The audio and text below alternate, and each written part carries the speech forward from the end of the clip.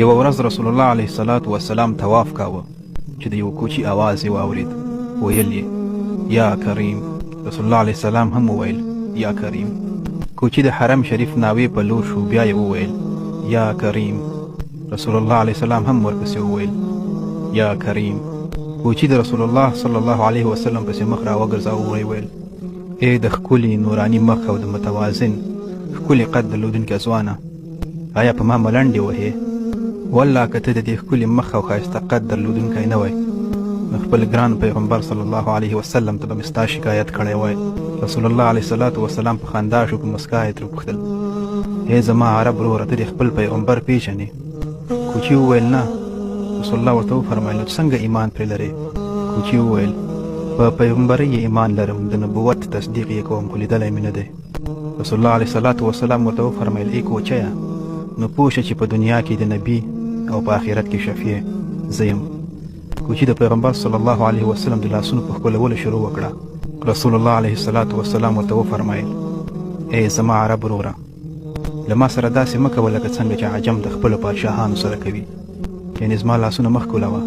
الله تعالی د تکبر، غرور او زورواکۍ لپاره نه یم مبعوث کړی، زه یې په حق سره زیری ورکوونکی، د جنتونو او ډارونکي له دوزخونو لپاره مقرر کړی یم.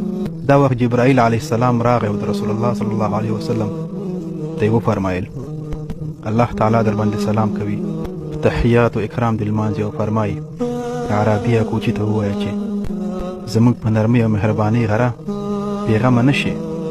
د قیامت په ورځ به د خرما د زړي سوري او د خرما د زړي د پوستکي په اندازه د ښو او بدو حساب ورسره کوو. کوچي وویل آیا پروردګار به راسره داسې حساب کوي؟ رسول الله علیه الصلاة والسلام وفرمایل هو، که وغواړي داسې حساب درسره کوي.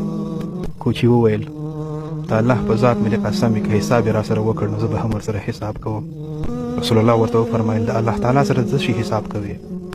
کوچي ورته وویل که الله راسره د ګناهونو حساب کاوه زه به ورسره د مغفرت حساب کوم، که د سرغړونې حساب یې راسره کاوه زه به ورسره د عفو حساب کوم، که زما د بخل بخیلۍ یې راسره کاوه نو زه به ورسره د هغه د کرم حساب کوم.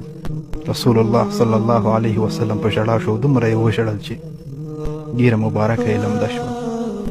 جبرائیل علیه الصلاة والسلام په دې وخت کې ورته راغی او ورته ویل ای رسول الله صلی الله علیه وسلم، الله تعالی سبحانه وتعالی در باندې سلام وایي او فرمایي ژړا دې بنده کړه، او کوچي ملګري ته دې ووایه چې زموږ سره د حساب نه کوي، موږ هم حساب ورسره نه کوو، دی به په جنت کې ستا ملګری وي. الله جل جلاله دې په جنت کې د رسول الله صلی الله علیه وسلم سره زموږ ټولو دیدار وکړي.